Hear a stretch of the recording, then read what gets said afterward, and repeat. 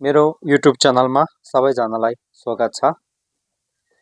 ngatu छाक्टु भित्रको यो पाँचौं मन्त्र ज्ञानोल्का मन्त्र एसे कर्दाई ngak ओम ज्ञान अवलोकिते नमस समन्ता स्फारना रश्मि संभव समाया मामनि दुरु दुरु हृदय जोलानी हुं। ओम ज्ञान अवलोकिते नमस समन्ता स्फारना रश्मि संभव समाया मामनि दुरु दुरु हृदय जोलानी हुं।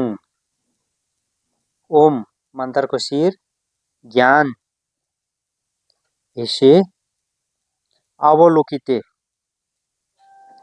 भनेको दृष्टि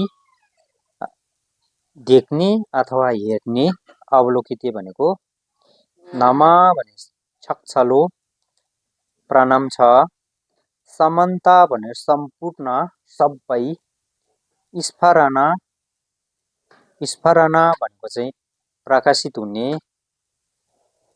हुने स्फारना अथवा ठोवा ठोवा प्रकाशित, रश्मि रश्मि भनेको चाहिँ होत, यो पनि प्रकाश, होत होसेर भन्छ नि, होसेर होसेर प्रकाश, रश्मि किरण पनि भन्छ यसलाई। सम्भव उत्पन्न राम्रोसँग उत्पन्न, पूर्ण उत्पन्न, समाय तामसिक समाय तामसिक, मामनि नुर्बोछेम्बो ठुलो मनि, दुरु दुरु समात्नुस हृदय चित्त अथवा मुटुमा, जोलानी बाल्नोस बाल्ने अथवा जोलानी बाल्ने अथवा प्रकाशमय हुने हुं। हुं भनेको चाहिँ अहिले हुङको नाम्बामा भनेछ, हुङको रूपमा भन्ने रहेछ। फेरि एकचोटि यहाँ ओम मन्त्रको शिर ज्ञान, अब यो हेसे लामा छेउमा चाहिँ हेसे भन्छ ज्ञान, अवलोकिते भनेको चाहिँ राम्रोसँग हेर्ने अथवा राम्रोसँग देख्ने, नमा भने छक्छलो, समन्ता भने सम्पूर्ण, स्फारना भनेको ठोवा अथवा प्रकाशित हुने, रश्मि होसेर प्रकाश यो किरण, सम्भव उत्पन्न हुने, राम्रोसँग उत्पन्न हुने, समय तामसिक, मामनि नुर्बोछेम्बो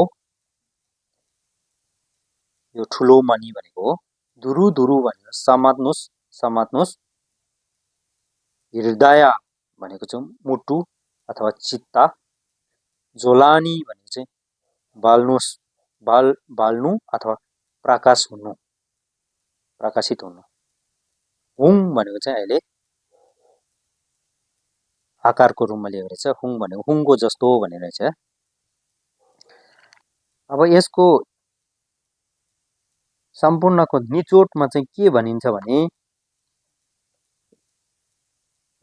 एसे कुन्दु नङवाला छक्छल्लो योङसु जुङवा तामसिक नुर्बोछेम्बो था योङसु होठवा जुङ जुङ तामसिक निङला बारबरा जुत भनेछ।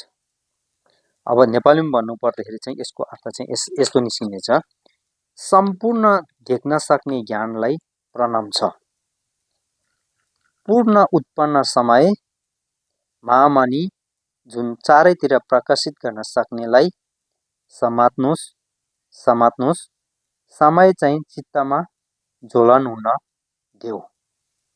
यो ङाक ढुक छाक ढुक भित्रको अन्तिम झुङाक मन्त्र जुन बसिता चक्र मन्त्र भनिन्छ।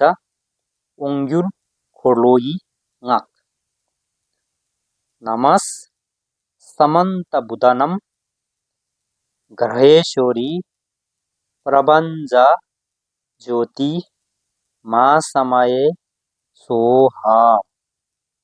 नमस् समन्त बुद्धनम ग्रहेश्वरी प्रबन्ध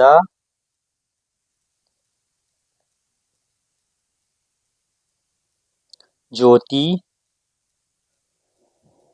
मा समय सोहा। नमस् समन्त बुद्धनम ग्रहेश्वरी प्रबन्ध ज्योति मा समय सोहा। नमा भनेको छक्छलो प्रणाम छ। समन्त भनेको चाहिँ समन्त बुधनम भनेको सबै संज्ञाहरूको ग्रहेश्वरी भनेको जिम्बे उङछुक अधिपति प्रबन्ध। अब यसको अर्थ धेरै निस्किनेछ। अहिले चाहिँ रप्तु तिङेजेन उत्तम ध्यान। ज्योति भनेको चाहिँ होसेर होसल होसल। अब यो प्रकाश हो लाइट। मा समय तम्सिक छिम्बो मा समय सोहा भने अहिले सिछुक भनेछ अवस्थित हो भनेछ। यसको निचोड अथवा सारांशमा चाहिँ यस्तो भनिन्छ। छक्छल संगे थम चे जिम्बे उङछुक उङछुक रबकी तिङे जिन होसल वा तम्सिक छेन्मोला सिछुक भनेछ। यसको नेपालीमा एकैचोटि अर्थ चाहिँ सम्पूर्ण बुद्धहरूको अधिपति उत्तम ध्यानको प्रकाशमय गराउने महासमय स्थिति हुन् भनेछ।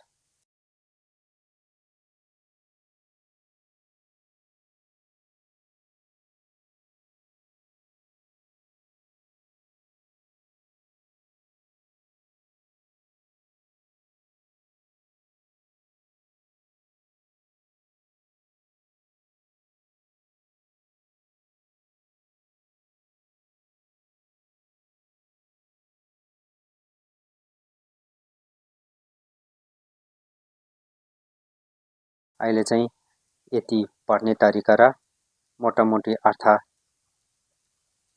विचार गर्नुहोस् र यो भिडियो हेरिसकेपछि एकचोटि तपाईहरुले सब्स्क्राइब लाइक शेयर र घण्टी चिन्हमा क्लिक गरिदिनुहोस्। धन्यवाद।